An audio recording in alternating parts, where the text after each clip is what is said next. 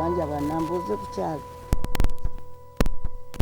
amaaso gonna tugatadde ku bagenti baffe abo nga tubasaba baleme kutemya baleme kusumagira kubanga abantu abamu bagenda kujja nga yamaze dda okulonda ayagala okulonda ogwokubiri kyova olaba ngambye nti wano awaabwino bateeka okumakinga sure tulinawo beegenti ate abakambwe.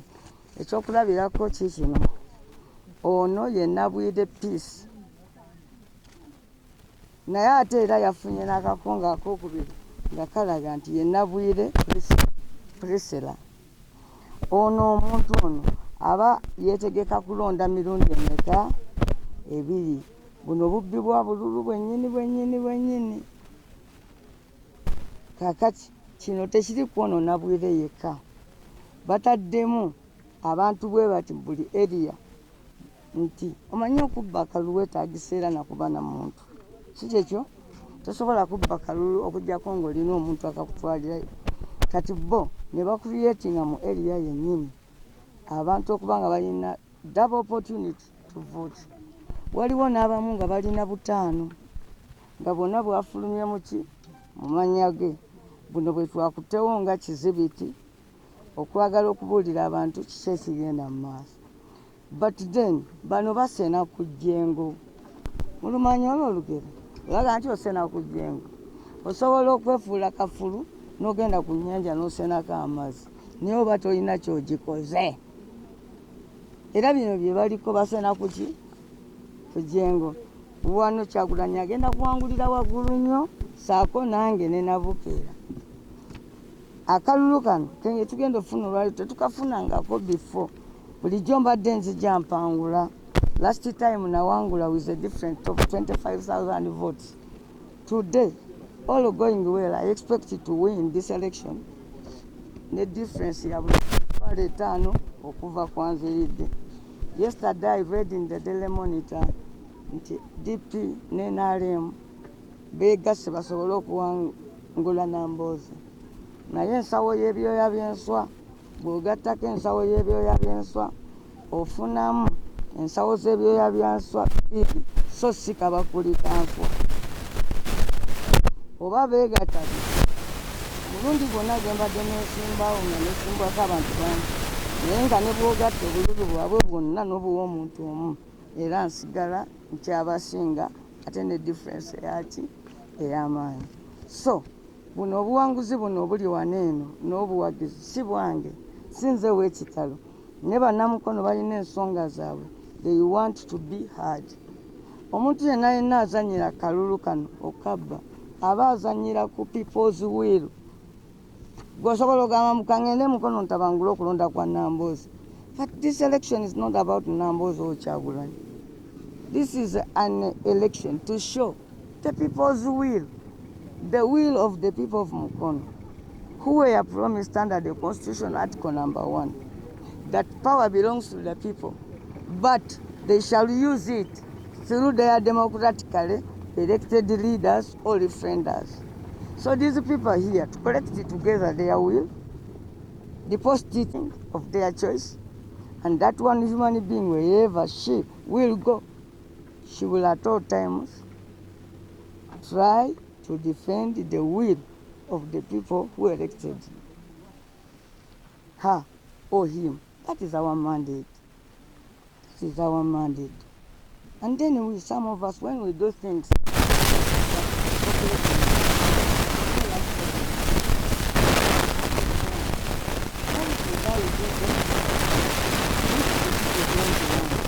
just because I want somebody to say Nambooze is not a problem. If going by the people's will, it's the offense of being the hypocrite, I create the people.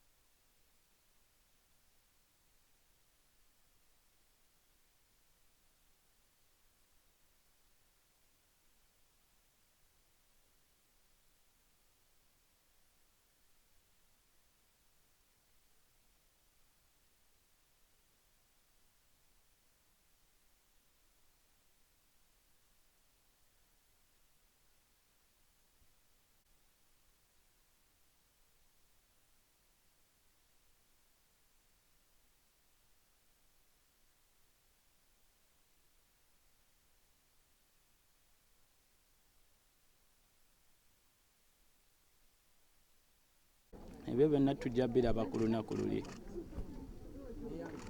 Ebisigaddewo byonna tugenda kubyogerako nga akalulu kawedde, naye ekize kivudde kuva dda nga bulijjo kirabika nti kano akalulu sika bwenkanya n'amazima. Ensonga ya kafiyu tebalifutinza kafiyu tekigenda kusaba agenti b'okutambula paka ku Tale Center. Ekyo kyonna ekyo right now ezisinga ninamu, naye mulimu bwe tugamba ezalumidde nga letters zagenza obatuukako nga system bagigaddewo nga internet bagigaddewo. Kati twagala aba Airtel, MTN n'abasigadde bonna aba service provider batubulire etteeka kwe basinzidde okujjako internet yaffe. Twasasudde, tulina data waffe twamutaddeko, OTT twamutaddeko, batusazeeko. Abalonzi tebakisesinze data waabwe. Bantu bangi kubanga nze mbadde nkozesa website. Kiba kitegeeza nti we nalanga website ne balemesa abantu bange okufuna appointment letters. Ekyo si kya bwenkanya nera si kirabamu bwenkanya yadde. Waliwo ebitundu ebimu bannamagye kutiisatiisa abalonzi, naye kye mbagamba tubeere bagumu, abatannalonda tusigale nga tulonze Katumba, tukume akalulu nga bwe tusaba Katonda atusaasire atuyambe kubanga yakola ebitasoboka. Oye. Katumba oye. Katumba oye.